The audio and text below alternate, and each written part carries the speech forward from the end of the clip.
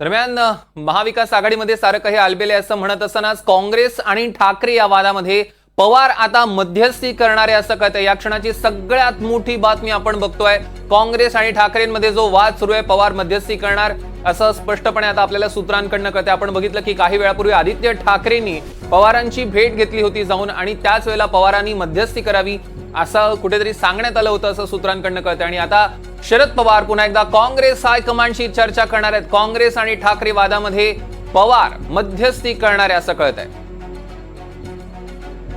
या क्षणाची सगळ्यात मोठी आणि महत्त्वाची बातमी आपण बघतोय। महाविकास आघाडीमध्ये आता अनेक नाट्यमय अशा घडामोडी घडू लागलेल्या आहेत, आणि काही वेळापूर्वीच आपण बघितलं आदित्य ठाकरे आणि अनिल परब शरद पवारांना जाऊन भेटलेले होते। काँग्रेस आणि ठाकरे गटामधला जो काही वाद आहे त्या वादामध्ये मध्यस्थी करावी अशी पवारांकडे त्यांनी विनंती केली होती, आणि आता त्यानुसारच पवार काँग्रेस आणि ठाकरे वादामध्ये मध्यस्थी करणारे असं कळतंय। शरद पवार पुन्हा एकदा काँग्रेस हायकमांडशी चर्चा करणार आहे, आणि काँग्रेस हायकमांडशी चर्चा करून हा वाद मिटला जाण्याची शक्यता वर्तवण्यात येते। खरं तर काल चेन्नईला आलेले होते, इकडे 9 तास बैठक झाली, मात्र त्या 9 तासांच्या बैठकीनंतर सुद्धा वाद शमलेला नाही, तो वाद तसाच सुरू राहिला। त्यानंतर आज पुन्हा काही घडामोडी घडल्या। काँग्रेस आणि ठाकरेंमधला वाद हा शमलेला नाही, पुन्हा एकदा त्या घडामोडींवरनं स्पष्ट झालं, आणि अखेर शरद पवारांकडे हा मुद्दा गेला। पवार फोनवरून आता काँग्रेस हायकमांडशी चर्चा करणार आहे असं कळतंय। विशाल पाटील आपले प्रतिनिधी आपल्या सोबत जोडले गेले। विशाल, नेमकं काय घडतंय सध्या? सौरभ, महाविकास आघाडीचा जागांवाटपांचा वाद जो आहे हा विकोपाला गेलेला आहे, आणि याच्यावरतीच आता हा सगळा वाद शरद पवार यांच्याकडे आलेला आहे। काँग्रेसच्या हायकमांडशी चर्चा आता स्वतः शरद पवार करणार आहेत। फोनद्वारे फोन करून ह्या सगळ्या वादावरती जे आहेत ते स्वतः हायकमांडशी चर्चा करणार आहेत। त्यामुळे ज्या पद्धतीनं महाविकास आघाडीमध्ये हा जो जागांचा वाद आहे हा अद्याप सुटलेला नाही आहे, कारण का प्रमुख जर आपण हा वाद पाहायला गेला तर विदर्भावर नाही, आणि विदर्भाच्या बाबतीत शिवसेना उद्धव बाळासाहेब ठाकरे पक्षाकडनं घेतलेली भूमिका आणि काँग्रेसकडनं घेतली सुद्धा भूमिका ही अत्यंत टोकाची भूमिका जी आहे ही झालेली आहे, आणि या टोकाच्या भूमिकेचा वरती या पडदा टाकण्यासाठी म्हणून थेट आता शरद पवार हे काँग्रेसच्या हायकमांडशी स्वतः चर्चा करणार आहेत। त्यामुळे नेमकं शरद पवार या वादावरती बोलल्यानंतर किंवा हायकमांडशी चर्चा केल्यानंतर हे वाद मिटले जाणार आहेत का हे पाहणं अधिक महत्त्वाचं असणार आहे, कारण का 14 जागा लढण्यासाठी आग्रही शिवसेना आहे ही विदर्भामध्ये, आणि काँग्रेसकडनं फक्त 8 जागा सोडल्या जातील अशा पद्धतीची भूमिका जी आहे ही काँग्रेसने घेतलेली आहे। त्यामुळे 6 जागांच्या बाबतीत ज्या पद्धतीनं आग्रही मागणी ठाकरे गटाची आहे ही पूर्ण काँग्रेस करणार का याकडे सगळं लक्ष लागलेलं आहे। थेट आदित्य ठाकरे या ठिकाणी आले, आदित्य ठाकरेंनी शरद पवार यांना निरोप दिला, आणि त्यानंतर ज्या पद्धतीनं ही सगळी चर्चा झाल्यानंतर आता अशी माहिती मिळते की शरद पवार हे थेट आता काँग्रेस हायकमांडशी बोलणार आहेत, कारण का आपल्याला माहिती आहे महाविकास आघाडीच्या सातत्यानं या सगळ्या चर्चा होत आहेत, बैठका होत आहेत, या सगळ्या रटाळ चर्चा होऊ लागलेल्या आहेत, कुठच्याही प्रकारचा निर्णय होत नाहीये। त्यामुळे याच्यामुळे उमेदवारांचं नुकसान होऊ शकतं।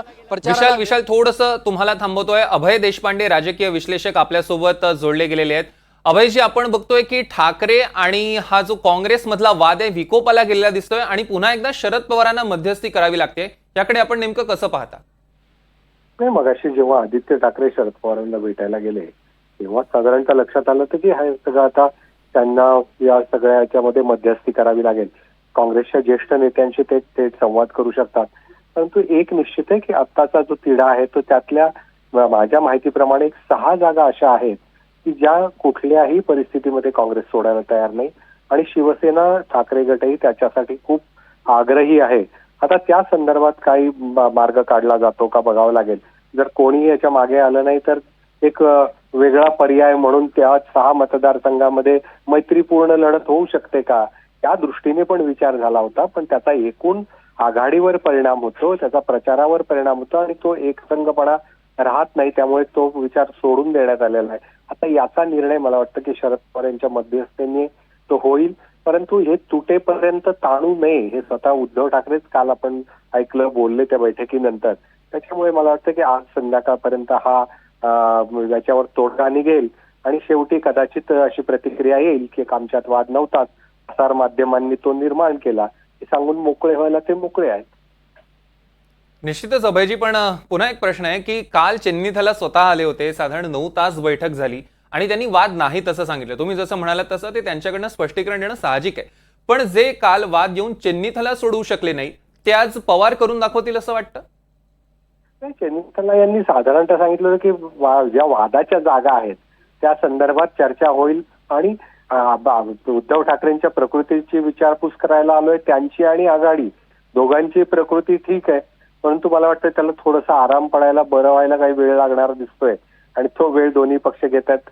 उमेदवारी अर्ज भरण्याची सुरुवात होईल या आठवड्यात आणि त्यानंतर मग मला वाटतं की हा विषय फार ताणता येणार नाही, कारण मागच्या वेळेस आपण बघितलं की लोकसभेला उमेदवार उशिरा जाहीर केल्यामुळे अनेक वेळा दोन्ही आघाड्यांमधल्या लोकांना त्रास झाला त्याचा.